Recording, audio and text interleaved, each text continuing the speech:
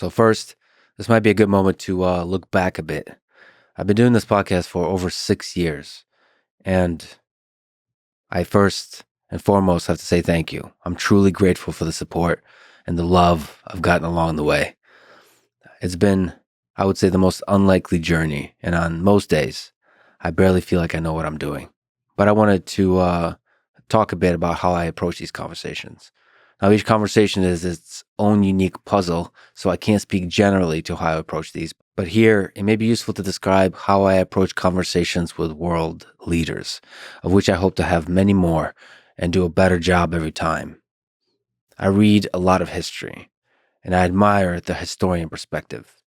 As an example, I admire William Shirer, the author of many books on Hitler, including The Rise and Fall of the Third Reich.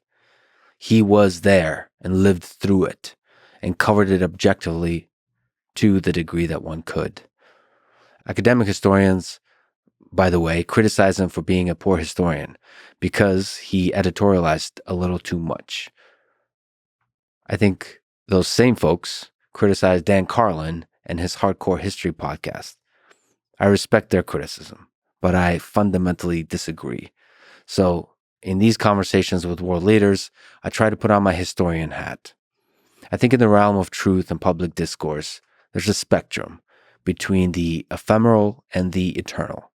The outrage mob and clickbait journalists are often focused on the ephemeral, the current thing, the current viral shitstormer of mockery and derision. But when the battle of the day is done, most of it will be forgotten. A few true ideas will remain, and those the historian hopes to capture. Now, this is much easier said than done. It's not just about having the right ideals and the integrity to stick by them.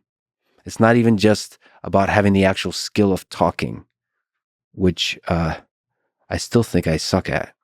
But let's say it's a work in progress.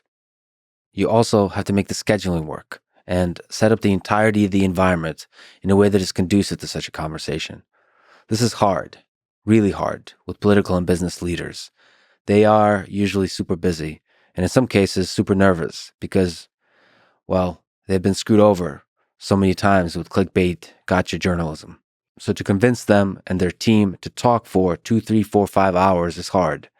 And I do think a good conversation requires that kind of duration. And I've been thinking a lot about why.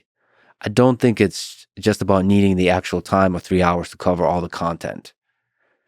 I think the longer form with a hypothetical skilled conversationalist relaxes things and allows people to go on tangents and to banter about the details, because I think it's in the details that the beautiful complexity of the person is brought to light. Anyway, I look forward to talking to more world leaders and doing a better job every time, as I said.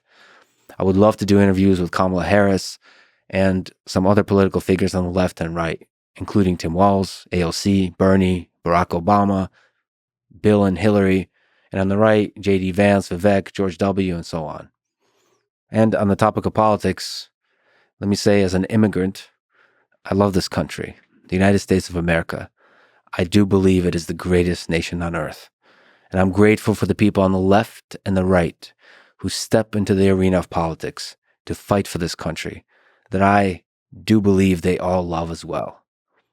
I have reached out to Kamala Harris, but not many of the others. I probably should do a better job of that. But I've been doing most of this myself, all the reach out, scheduling, research, prep, recording, and so on. And on top of that, I very much have been suffering from imposter syndrome, with a voice in my head constantly pointing out when I'm doing a shitty job. Plus, a few folks graciously remind me on the internet the very same sentiment of this aforementioned voice. All of this, while I have the option of just hiding away at MIT, programming robots and doing some cool AI research with a few grad students, or maybe joining an AI company, or maybe starting my own. All these options make me truly happy. But like I said, on most days, I barely know what I'm doing, so who knows what the future holds. Most importantly, I'm forever grateful for all of you, for your patience and your support throughout this roller coaster of a life I've been on. I love you all.